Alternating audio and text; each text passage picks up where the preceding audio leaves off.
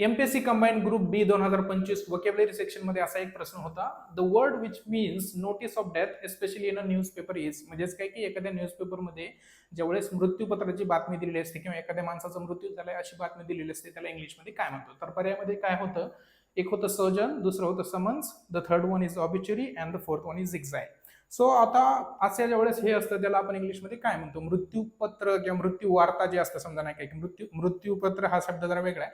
मृत्यू वार्ता असं जे असतं, समजा एखाद्या माणसाच्या मृत्यूची वार्ता असते म्हणजेच काय मृत्यूची बातमी असते, किंवा somebody has died, so and so person has died असं ज्यावेळेस म्हणतो आणि ती बातमी आपण ज्यावेळेस पेपरमध्ये देतो त्यावेळेस त्याला इंग्लिशमध्ये काय म्हणतो? तर त्याला आपण काय म्हणतो?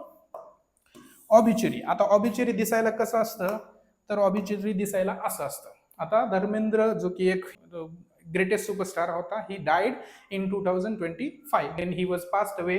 in newspapers many obituaries were given, आणि अशी एक ऑबिच्युरी तिथे दिलेली होती न्यूजपेपरमध्ये, ज्याच्या माध्यमातून काय की बाबा प्रेयर मीट आहे, तो माणूस मेलाय तर मग सगळेजण एकत्रित येऊन त्याच्या आत्म्याला शांती मिळावी म्हणून असं काहीतरी एखादं प्रेयर करायचं किंवा एखाद्या माणसाला दुःख एक्सप्रेस करण्यासाठी हे करायला लावायचे. अशा ज्या गोष्टी, त्या गोष्टीसाठी एखादी नोटीस दिलेली असायची. तशी जी नोटीस असते दॅट की समबडी हॅज पास्ड अवे, आणि मग त्याचं बर्थ इयर दिलेलं असतं, त्याचं मग डेथ इयर असं दिलेलं असतं. जसं की 1935ला धर्मेंद्र जन्माला आला आणि ही डायड इन 2025.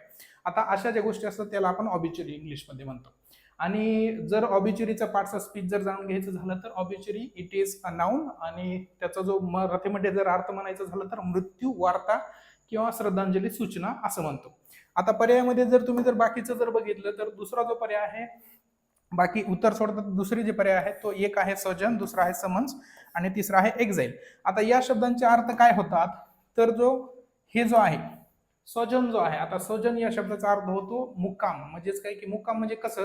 मुक्काम म्हणजे कायमचं मुक्काम नाही. एखाद्या ठिकाणी तुम्ही प्रवास करताय, समजा तुम्ही मुंबईला प्रवास करताय आणि मग तुम्ही पुण्यावरून जाताय आणि पुण्यामध्ये थोडंसं तुमची ट्रेन लेट आहे म्हणून तुम्ही काय करताय, पुण्यामध्ये थोडंसं थांबलाय, मग तो टेम्पररी जो मुक्काम असतो त्याला इंग्लिशमध्ये आपण सोजन म्हणतो. आता जर्नी हा जो शब्द आहे, कुठला शब्द?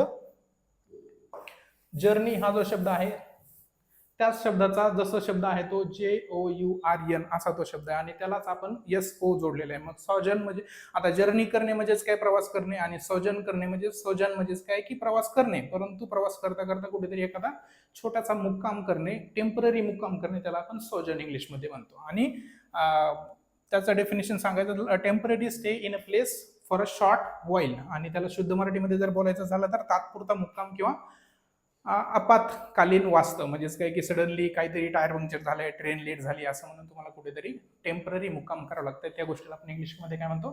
तर सोजन म्हणतो. आता पुढचा जो शब्द आहे तो आहे समन्स. आता समन्स म्हणजे काय? तर आता समन्स हा जो शब्द आहे तो काय अनेकवचनी नाहीये. इथला जो हे आहे यस आहे, ज्या शब्दाला आता यस जोडलेले तुम्हाला वाटत असेल की दिस इज अ प्लुरल नाउन, तो प्लुरल नाउन नाहीये.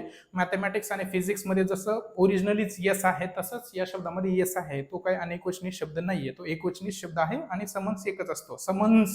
समन्सेस असं नाही म्हणू शकत. समन्स हा शब्द एकवचनी आणि अनेकवचनी सर्वांस सेमच आहे. ओके. आता समन्स कशाला म्हणतो? तर ज्यावेळेस काय तुम्ही एखादा गुन्हा करता आणि तो गुन्हा तुम्ही केलाय म्हणून ज्यावेळेस तुम्हाला कोर्टाकडून, गव्हर्नमेंटकडून किंवा हायर अथॉरिटीकडून ज्यावेळेस एखादी नोटीस येते आणि तुम्हाला सांगितलं जातं की तुम्हाला इथे इथे हजर व्हायचंय, तुम्हाला कोर्टात हजर व्हायचंय, तुम्हाला पोलीस स्टेशनमध्ये हजर व्हायचंय, असं ज्यावेळेस म्हणतो त्यावेळेस त्याला इंग्लिशमध्ये काय म्हणतो? समन्स. आता समन्सला मराठीमध्ये काय म्हणतो आपण? हजर होण्याचे आदेश. For example, he received a summons from the court to appear in the hearing. Hearing म्हणजेच काय की हिअरिंग म्हणजे गाणं ऐकणे किंवा ऐकणे असं नाही.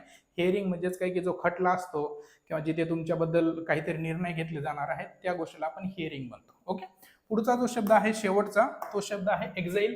आता एक्झाईल या शब्दाचा अर्थ होतो, तुम्हाला त्या पिक्चर मधून कळालंच असेल की एक्झाईल म्हणजेच काय की तडीपार करणे किंवा एखाद्या माणसाला हद्द पार करणे. Suppose for a time being असं कन्सिडर करा की या माणसाने काहीतरी गुन्हा केलाय आणि मग त्या माणसाला शहरातून हाकलून देण्यात आलेला आहे किंवा त्या माणसाला तिथून काढलेलं आहे. ओके. तर मग अशा गोष्टीला आपण एक्झाईल म्हणतो इंग्लिशमध्ये, ज्याला आपण मराठीमध्ये हद्दपार किंवा देशाबाहेर हकलणे किंवा देश निर्वासन असं म्हणतो. आता जरुरी नाहीये की ज्यावेळेस when somebody is exiled that person is thrown out of the country only. एखाद्या माणसाला घरातून, एखाद्या माणसाला कॉलेजमधून, एखाद्या माणसाला कितीतरी गोष्टींच्या म्हणजे फिजिकल प्लेसेस मधून सुद्धा बाहेर फेकलं जाऊ शकतं, मग त्या गोष्टीला आपण एक्झाईल म्हणतो. So that's it for this video. We'll be meeting in the next video where I will be discussing questions from the previous question papers that will be useful for you in the upcoming exams. Thank you so much for tuning in. This is Rahul Pawar signing off.